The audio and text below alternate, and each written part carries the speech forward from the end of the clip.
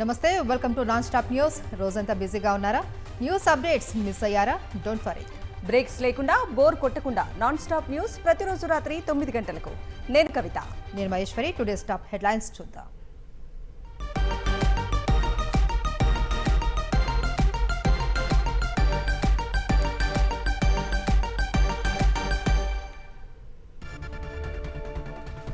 దావోస్లో ఎంఓయూలు చేసుకోరు, ఘోర వైఫల్యంపై సీఎం చంద్రబాబు బుకాయింపు.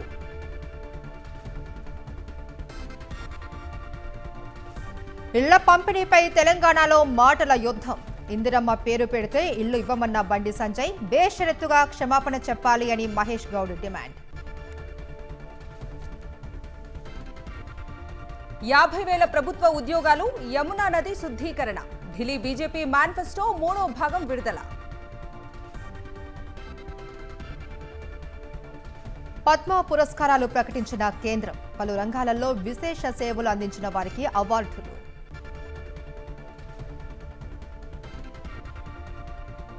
ప్రపంచంలోనే అతి ఎత్తైన వంతెనపై వందే భారత్ పరుగులు. చినాబ్ బ్రిడ్జ్ పై ట్రయల్ రన్ సక్సెస్.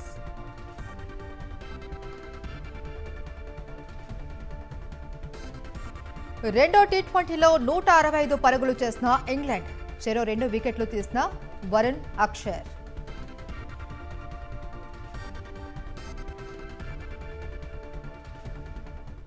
అప్డేట్ చేద్దాం. రాష్ట్రంలో అర్హులందరికీ రేషన్ కార్డులు ఇస్తామన్నారు CM Revanth Reddy.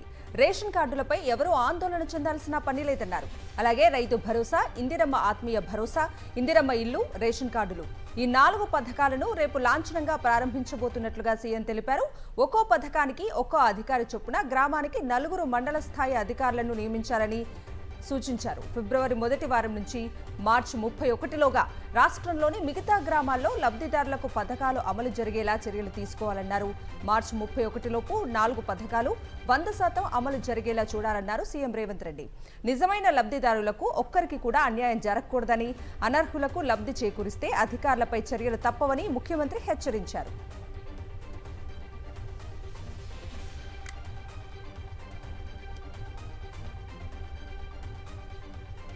Davos వైఫల్యంపై CM Chandrababu బుకాయింపు మాటలు మాట్లాడుతున్నారు. దావోస్లో అసలు ఎంఓయూలు చేసుకోరు అంటూ వింత సమాధానం చెప్తున్నారు.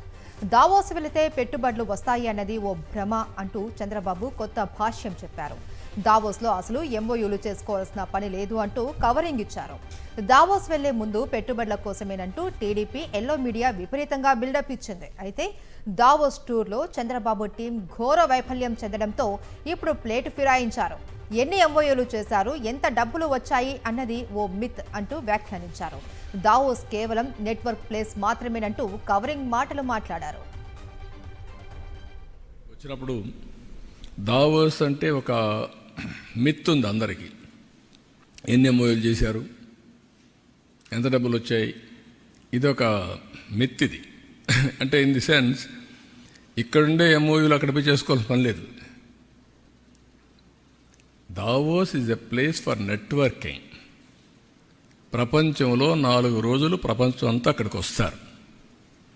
కంట్రీ హెడ్స్ వస్తారు, మినిస్టర్స్ వస్తారు, గవర్నమెంట్సే కాకుండా ఆల్ కార్పొరేట్స్ వస్తాయి. ఇందిరమ్మ ఇళ్లపై తెలంగాణలో కాంగ్రెస్ బీజేపీ మధ్య వార్ నడుస్తోంది. ఇందిరమ్మ పేరు పెడితే ఒక్క ఇల్లు కూడా కేంద్రం ఇవ్వదంటూ కేంద్ర మంత్రి బండి సంజయ్ చేసిన వ్యాఖ్యలపై కాంగ్రెస్ నేతలు భగ్గుమంటున్నారు. ఈ వ్యాఖ్యలపై పీసీసీ చీఫ్ మహేష్ గౌడ్ ఘాటుగా రియాక్ట్ అయ్యారు. ప్రజలకు బహిరంగ క్షమాపణ చెప్పాలని డిమాండ్ చేశారు ఆయన. బోర్డు పెట్టాల్సిందే. అరే ఇండ్లు అడుగుతారు, ఇండ్లు ఇస్తాము, పేద ఆలోచిస్తాము, ఫోటోల కోసం వెళ్ళి కాదు. కానీ రాష్ట్ర ప్రభుత్వము తెలంగాణ రాష్ట్రంలోని పేదలకు న్యాయం జరగాలంటే కేంద్రానికి సహకరించాల్సిన బాధ్యత ఉంది. మీరు రేషన్ కార్డులలో కేంద్ర ప్రభుత్వం పేరు పెట్టడానికి ముఖ్యమైన అభ్యంతరాలు ఎందుకు పెట్టారు? అంటే సొమ్మొక్కొంది సోకూడదా? మేము ఇల్లు ఇవ్వడానికి వీళ్ళు అట్లా ఇట్లా మొండికేస్తే నేరుగా పేద ప్రజలకు ఏ విధంగా ఇల్లు ఇవ్వచ్చో ఆ రూట్ మేము వెతుకుంటాం. మేము వీళ్ళకి ఇట్లా రేషన్ కార్డుల మీద ఫోటోలు పెట్టకుంటే, మోడీ గారి ఫోటో కానీ కేంద్ర ప్రభుత్వం పేరు పెట్టకుంటే నేరుగా రేషన్ కార్డు ఎట్లా ఇస్తుందో మేము ఆ రూట్ వెతుకుంటాం. అప్పుడు రాష్ట్ర ప్రభుత్వానికి ఇబ్బందులు వస్తాయి. ఎందుకు ఇందిరమ్మ పేరు పెట్టకూడదు? ఇందిరమ్మ త్యాగం ముందర మీ త్యాగం ఏంటి? ఇందిరమ్మ త్యాగం ముందర మోడీ పర్సనాలిటీ ఎంత? ఇందిరమ్మ త్యాగం ఎక్కడ? ఇందిరమ్మ రాజకీయ పరిణతి ఎక్కడ? ప్రపంచవ్యాప్తంగా ఉక్కుమైలుగా పేరు పొందినట్టు ఇందిరమ్మ పేరు పెట్టుకుంటే మీ కడుపు నొప్పి ఏంటి? పథకాలు పేర్లంత మాత్రాన మీరు మేము ఇవ్వము అంటే ప్రజల యొక్క ఆకాంక్షలు మీరు కించపరిచినట్టే. బండి సంజయ్ గారు ఒక రకంగా ఈ రకంగా మాట్లాడేందుకు క్షమాపణ చెప్పాలి. నిర్మాణ సంస్థల తీరుపై కాళేశ్వరం విచారణ కమిషన్ తీవ్ర ఆగ్రహం వ్యక్తం చేసింది. టెండర్లు కన్స్ట్రక్షన్కు ముందు తర్వాత కనీస నిబంధనలు పాటించలేదు అని మండిపడింది. నిర్మాణ సంస్థలు కన్స్ట్రక్షన్ సమయంలో నిబంధనలు పాటించి ఉంటే ఇంత డ్యామేజ్ జరిగేది కాదు అని కమిషన్ స్పష్టం చేసింది. ఏజెన్సీల ఫోకస్ అంతా నిధులపైనే ఉంది అని, తమ ముందు కూడా నిధుల ప్రస్తావనే తీసుకొస్తున్నాయని కమిషన్ అసహనం వ్యక్తం చేసింది. ఇక అన్నారం బ్యారేజ్ నిర్మించిన ఆఫ్ఘాన్ సంస్థపై కాళేశ్వరం కమిషన్ ప్రశ్నల వర్షం కురిపించింది. టెండర్లు వేసే ముందు సర్వేలు చేశారా అని ప్రశ్నించింది. కనీస జాగ్రత్తలు తీసుకోవాలి కదా అంటూ ఫైర్ అయింది. ఈపీసీ కాంట్రాక్ట్ పద్ధతి అయితే సర్వేలు చేస్తారని, ఐటమ్ రేట్ కాంట్రాక్ట్ కాబట్టి ఎలాంటి సర్వేలు చేయలేదని ఆఫ్ఘాన్ సంస్థ కమిషన్ దృష్టికి తీసుకెళ్లింది. ఈ సందర్భంగా ప్రాజెక్టు నాణ్యత ఎన్ని రోజులు ఉంటుందని ప్రశ్నించింది కమిషన్. 100 ఏళ్ల నాణ్యతతో ప్రాజెక్టు నిర్మాణం చేశామని నిర్మాణ సంస్థ తెలిపింది. నిబంధనలు, అవసరమైన చర్యలు ముందు తీసుకుని ఉంటే 100 ఏళ్ల ప్రాజెక్టు ఏడాదికే డ్యామేజ్ అయ్యేది కాదంది. ఇక అన్నారం బ్యారేజ్ నిర్మాణం ఆలస్యానికి కారణాలు ఏంటని ప్రశ్నించింది కమిషన్. లొకేషన్ మార్పు వల్ల బ్యారేజ్ నిర్మాణం ఆలస్యమైందని నిర్మాణ సంస్థ తెలిపింది. మొదటి 2 వరదలకు ప్రాజెక్టులో ఎలాంటి సమస్యలు లేవని, 2019 నవంబర్ వరదల్లో సమస్యలు గుర్తించినట్లు కమిషన్ దృష్టికి తీసుకెళ్లింది ఏజెన్సీ.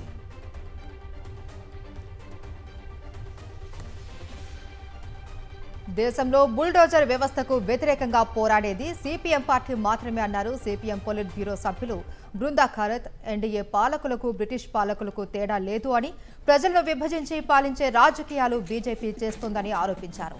సంగారెడ్డి వేదికగా జరుగుతున్న సిపిఎం 4వ రాష్ట్ర మహాసభల్లో ఆమె పాల్గొని ప్రసంగించారు. అంతకుముందు ఐబీ చౌరస్తా నుంచి పోతిరెడ్డిపల్లి చౌరస్తా వరకు పార్టీ శ్రేణులు భారీ ర్యాలీ నిర్వహించారు. ర్యాలీలో బృందా ఖారత్, బివి రాఘవులు, రాష్ట్ర కార్యదర్శి తమ్మినేని వీరభద్రం పాల్గొన్నారు. ये बीजेपी को पीछे हटाने का संघर्ष हर हालत में सफल होगा.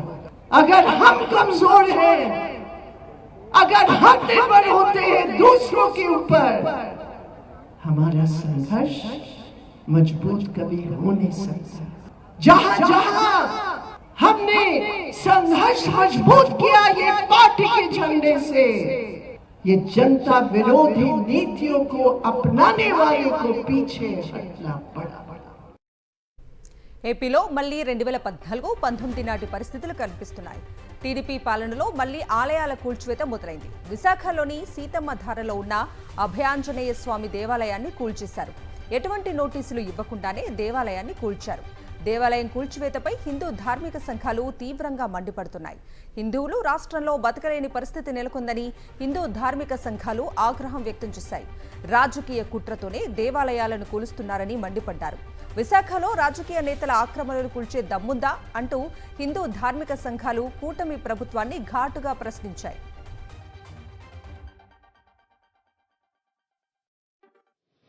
ఈ ప్రభుత్వ అధికారులు కానీ, జీవీఎంసీ అధికారులు కానీ, మిగతా ఏదైనా గవర్నమెంట్ అధికారులు ఉన్నారు అని అంటే హిందువులది ఏదైనా ఉంటే వెంటనే పడదోయడానికి ముందరకు వస్తున్నారు, పడదోసేస్తున్నారు, నోటికి వచ్చినట్టు మాట్లాడుతున్నారు. ఇది వాస్తవం. ఏం చేద్దానంటే ఇక్కడ 20 సంవత్సరాల నుంచి ఉన్నటువంటి టెంపుల్ని, ఆంజనేయ స్వామి పక్కన ఉన్నటువంటిది ఎందుకయ్యా తీస్తున్నారు ఇది అని నన్ను అడిగితే అధికారుల్ని, అది రోడ్ ఎంక్రోచ్మెంట్ అండి, నోటీస్ ఇవ్వక్కర్లేదండి అంటున్నారు. ఎన్డీఏ కూటమి ఎమ్మెల్యే దానిలో ఉన్నటువంటి ఒక దేవాలయాన్ని ఇలా కొట్టడం అనేది చాలా బాధాకరంగా మేము భావిస్తున్నాం.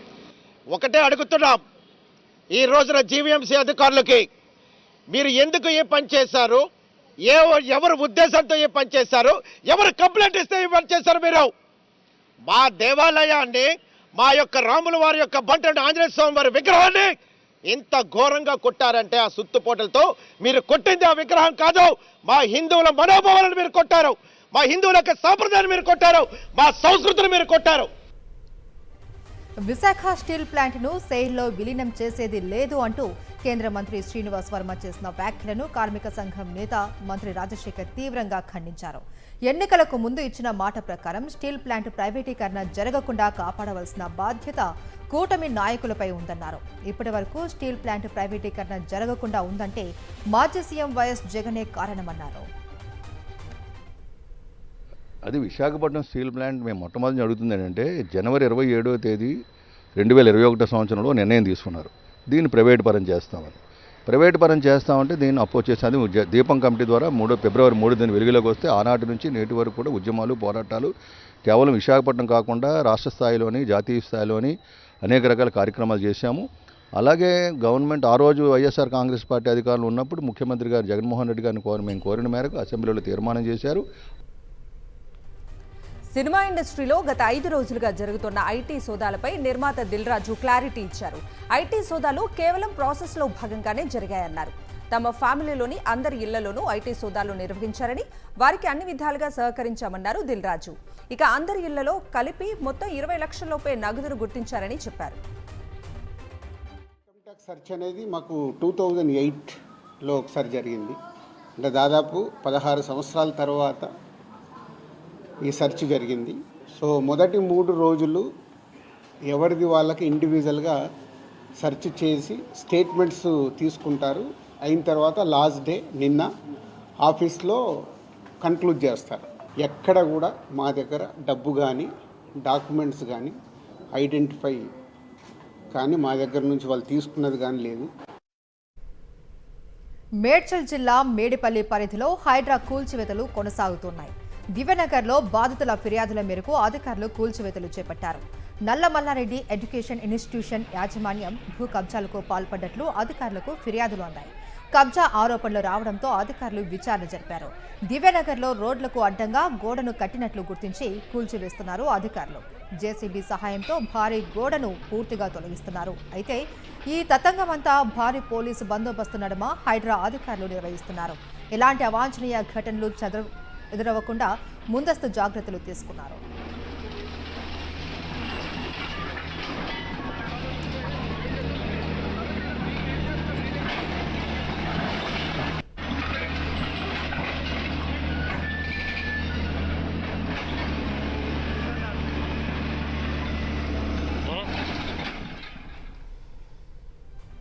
హైదరాబాద్ శివారులోని రాజేంద్రనగర్లో భారీ అగ్ని ప్రమాదం సంభవించింది.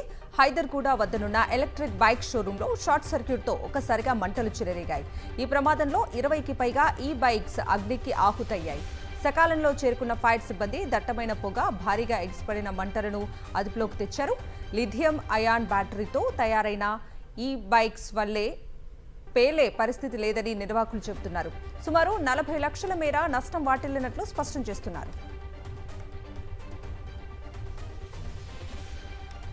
సంచలనం సృష్టించిన మీర్పేట్ మహిళ హత్య కేసులో పోలీసులకు కీలక పురోగతి లభించింది. మాధవిని భర్త గురుమూర్తి హత్య చేసినట్లుగా నిర్ధారణకు వచ్చారు పోలీసులు. మాధవి మిస్సింగ్ కేసును హత్య కేసుగా మార్చారు. క్లూస్ టీం ఇచ్చిన ఆధారాలతో గురుమూర్తిపై హత్య కేసు నమోదు చేశారు. క్లూస్ టీం సేకరించిన ఆధారాలను ఎఫ్ఎస్ఎల్కు పంపారు పోలీసులు. అలాగే మాధవి పిల్లలు, తల్లి దగ్గర నుంచి శాంపిల్స్ ను సేకరించారు ఎఫ్ఎస్ఎల్ అధికారులు. కొన్ని గంటల్లో డిఎన్ఏ రిపోర్టు పోలీసులకు చేరనుంది. డిఎన్ఏ నివేదికతో గురుమూర్తిపై చర్యలకు రంగం సిద్ధం చేస్తున్నారు పోలీసులు.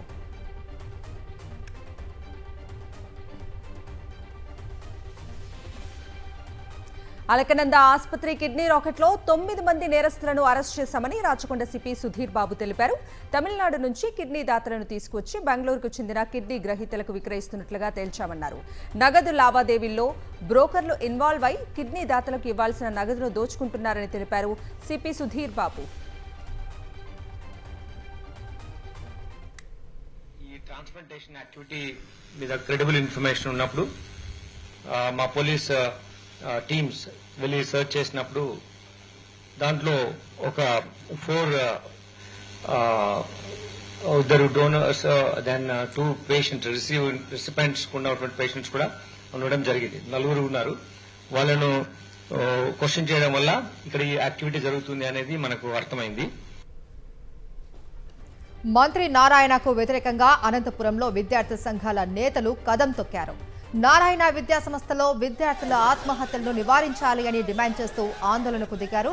క్లాక్ టవర్ వద్ద నారాయణ దిష్టిబొమ్మను తగులబెట్టేందుకు ప్రయత్నించగా పోలీసులు అడ్డుకున్నారు. దీంతో నారాయణ దిష్టిబొమ్మను చెప్పులతో కొట్టి నిరసన వ్యక్తం చేశారు. 2 రోజుల క్రితం నారాయణ జూనియర్ కళాశాలలో చరణ్ అనే ఇంటర్ విద్యార్థి ఆత్మహత్య చేసుకున్నాడు. కాలేజ్ బిల్డింగ్ పై నుంచి దూకి ప్రాణాలు తీసుకున్నాడు. చరణ్ ఆత్మహత్యకు మంత్రి నైతిక బాధ్యత వహించాలి అని విద్యార్థి సంఘాలు డిమాండ్ చేశాయి. మరి ఈరోజు రాష్ట్ర వ్యాప్తంగా దేశవ్యాప్తంగా నారాయణ విద్యా సమస్యలు ఉన్నాయి. వాళ్ళ ఫీజులు వసూలు చేసే దాని మీద శ్రద్ధ, విద్యార్థుల ప్రాణాలు కాపాడడంలో లేదని చెప్పి మేము ప్రశ్నిస్తున్నాం. ఇవాళ తక్షణమే ఇవాళ కొన్ని వందల మంది చనిపోయిన విద్యార్థులు మరి మొన్నటి రోజున చనిపోయినట్టు చరణ్ అనే మరణానికి నైతిక బాధ్యత వహిస్తూ మరి తక్షణమే మంత్రి నారాయణ రాజీనామా చేయాలని చెప్పేసి ఈరోజు ఐక్య విద్యార్థి సంఘాల ఆధ్వర్యంలో మంత్రి నారాయణ దిష్టిబొమ్మ దహన కార్యక్రమం. హైదరాబాద్ మాదాపూర్లోని శ్రీ చైతన్య కాలేజ్ క్యాంటీన్లో ఫుడ్ సేఫ్టీ అధికారులు తనిఖీలు నిర్వహించారు. కిచెన్ పరిసరాలను క్షుణ్ణంగా పరిశీలించారు.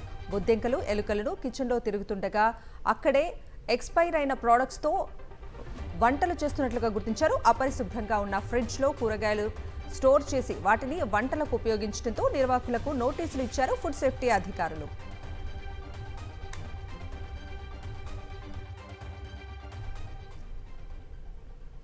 విశాఖ భీమిలి జోన్లో విషాదం చోటు చేసుకుంది. చిట్టి వలసలో తల్లి, 2 కూతుళ్లు ఆత్మహత్యకు యత్నించారు. ఆసుపత్రిలో చికిత్స పొందుతూ తల్లి 2 ఏళ్ల కుమార్తె మృతి చెందింది. మరో కూతురు పరిస్థితి విషమంగా ఉంది. భర్తతో మనస్పర్ధల కారణంగా ఈ ఘాతుకానికి పాల్పడ్డట్లుగా తెలుస్తుంది. పిల్లలతో పురుగుల మందు తాగించిన మాధవి ఆ తర్వాత తాను తాకింది. అపస్మారక స్థితిలో ఉన్న తల్లి, బిడ్డలను ఆసుపత్రికి తరలించారు స్థానికులు.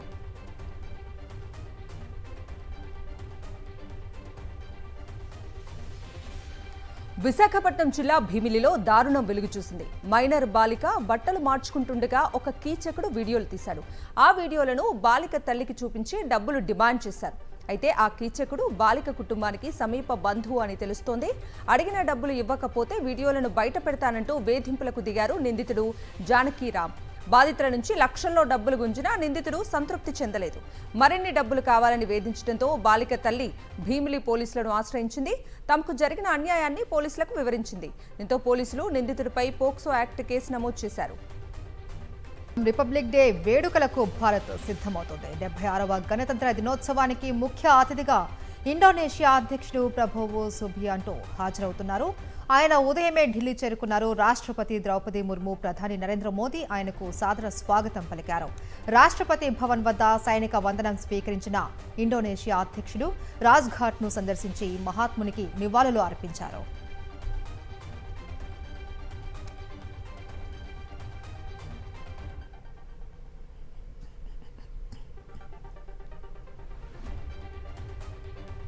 జమ్మూ కాశ్మీర్లోని చినాబ్ నదిపై నిర్మించిన ప్రపంచంలోనే అత్యంత ఎత్తైన రైల్వే బ్రిడ్జ్పై మరో అద్భుత దృశ్యం ఆవిష్కృతమైంది.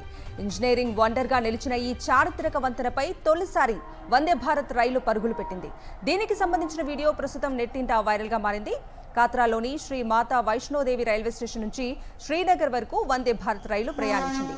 మార్గమధ్యలో చినాబ్ నదిపై నిర్మించిన వంతెన ప్రధాన ఆర్చ్పై రైలు పరుగులు పెడుతున్న దృశ్యాలు వీక్షకులను ఆకట్టుకుంటున్నాయి.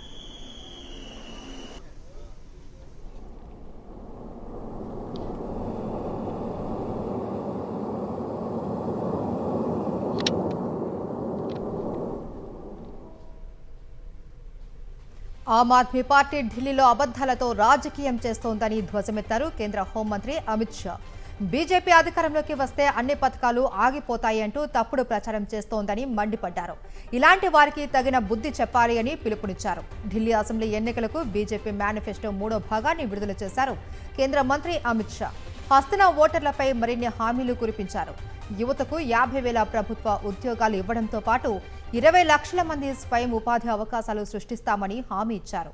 1500 అనధికారిక కాలనీల్లోకి నివాసితులకు పూర్తి యాజమాన్య హక్కులు కల్పిస్తామని, తొలి కేబినెట్ సమావేశంలోనే దీనిపై నిర్ణయం తీసుకుంటామని చెప్పారు. 3 ఏళ్లలో యమునా నది శుభ్రం చేయడంతో పాటు సబర్మతి తరహాలో యమునా రివర్ ఫ్రంట్ అభివృద్ధి చేస్తామని హామీ ఇచ్చారు అమిత్ షా. దేశ రాజధాని ఢిల్లీలో అసెంబ్లీ ఎన్నికల ప్రచార హోరు జోరందుకుంది. విమర్శలు ప్రతి విమర్శలతో నేతలు హీట్ పెంచేస్తున్నారు. యమునా నదిలో మునిగి చూపించాలంటూ కేజ్రీవాల్ కు యూపీ సీఎం యోగి ఆదిత్యనాథ్ చేసిన సవాల్ హాట్ టాపిక్ గా మారింది. అరవింద్ కేజ్రీవాల్ పోస్టర్ను యమునలో ముంచారు న్యూఢిల్లీ బీజేపీ అభ్యర్థి పర్వేష్ వర్మ. యమునా నదిని శుద్ధి చేయడానికి వేల కోట్లు ఖర్చు చేసినట్లు చూపించిన ఆప్ సర్కార్ వాస్తవంలో చేసింది మాత్రం శూన్యమని మండిపడ్డారు.